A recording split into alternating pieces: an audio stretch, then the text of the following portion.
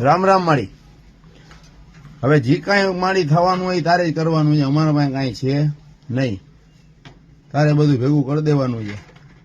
જે કાંઈ તારે ગોઠવવાનું હોય, લગન આ તે જે કાંઈ માંડવા વાંડવા હજી તારો ભાવ હોય કે માંડવા કરવાના છે તો મારી આશીર્વાદ આપી દેજે કે બેટા તમે ઉપાધિ ન કરો, બધા 52 આરામથી હોઈ જાજો, બધું હું ભેગું કરી દઈશ. તો મારી આશીર્વાદ રૂપે હાર પાડી દે કે જાઓ દીકરા હું ભેગી જ છું, મજા કરો તમે.